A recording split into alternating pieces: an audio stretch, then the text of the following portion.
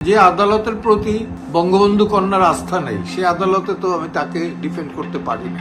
২৭ November বাংলাদেশের আইন অঙ্গনে একটি গুরুত্বপূর্ণ খবর এসেছে। সুপরিচিত মানবাধিকার কর্মী ও আইনজীবী জেড আই খান পান্না ঘোষণা দিয়েছেন তিনি আর শেখ হাসিনার পক্ষে আইসিটিতে প্রতিনিধিত্ব করবেন না।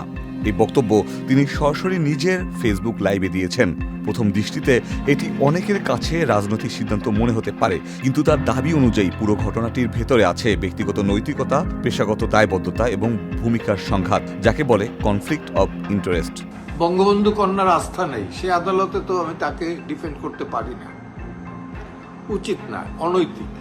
তো সেই কারণে আমি ফর্মালি, যদিও আমি অ্যাপয়েন্টমেন্ট পাইনি, পেলে পরে তাকে ফর্মালি জানাবো, আর না পেলে পরে এখান থেকে জানিয়ে দিলাম যে আমি আদালতে অন্তত বঙ্গবন্ধু কন্যার পক্ষে বা তাকে ডিফেন্ড করার জন্য দাঁড়াবো না। যা হবার হবে, দেখা যাবে। জেড আই পান্না প্রথমেই বলেছেন শেখ হাসিনা নিজেও এই ট্রাইব্যুনালের ওপর পুরোপুরি আস্থা রাখছেন না।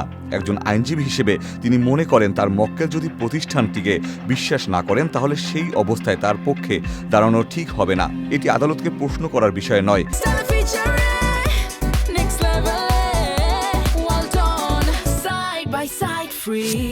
এটি শুধু একজন মক্কেলের ব্যক্তিগত অবস্থানের উল্লেখ, যা তার আইনজীবীর সিদ্ধান্তকে প্রভাবিত করতে পারে। তাই তিনি শেখ হাসিনার প্রতি সম্মান দেখিয়ে এবং ভুল ব্যাখ্যা এড়াতে নিজেই দায়িত্ব থেকে সরে দাঁড়ানোর সিদ্ধান্ত নিয়েছেন। এটাই পুরো ঘটনার এক অংশ, কিন্তু এখানে আরও একটি গুরুত্বপূর্ণ বিষয় আছে যা তিনি খুব স্পষ্টভাবে বলেছেন। তার ঘনিষ্ঠ বন্ধু, সহকর্মী এবং রাজনৈতিকভাবে পরিচিত advocate Fazlur Rahman international crime tribunal এর একটি মামলায় কন্টেম্পট অব কোর্ট বা আদালত অবমাননার অভিযোগে মুখোমুখি হচ্ছেন।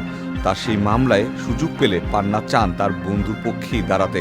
এটিও তিনি ফেসবুক লাইভে খোলাখুলিভাবে বলেছেন। বিশেষ করে আমার বন্ধু, সহযোদ্ধা, সহকর্মী এবং রাজনৈতিক ভাবে আমরা পরস্পর স্বাধীনতার পূর্ব থেকেই জড়িত অ্যাডভোকেট ফজলুর রহমানের বিরুদ্ধে এই আদালত একটি আদালত অবমাননার মামলা আনয়ন করেছে। আমি সিদ্ধান্ত নিয়েছি যে ফজলুর রহমানকে আমি ডিফেন্ড করব। কিন্তু সমস্যা হচ্ছে একই ট্রাইব্যুনালে একজনের বিরুদ্ধে মামলা চলছে, আর সেই একই ট্রাইব্যুনালে আরেকজনের পক্ষে আইনজীবী হওয়া, এই দুই দায়িত্ব একসাথে রাখা তার জন্য নৈতিকভাবে কঠিন।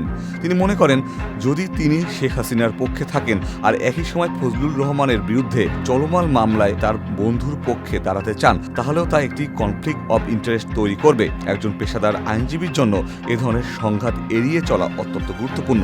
তাই বিষয়টি জটিল হয়ে যাওয়ার আগেই, কোনো ভুল বোঝাবুঝি বা প্রশ্ন তৈরি হওয়ার আগেই তিনি নিজেই সরে দাঁড়ানোর সিদ্ধান্ত নিয়েছেন। Ikhtiyar Ferdous, channel I.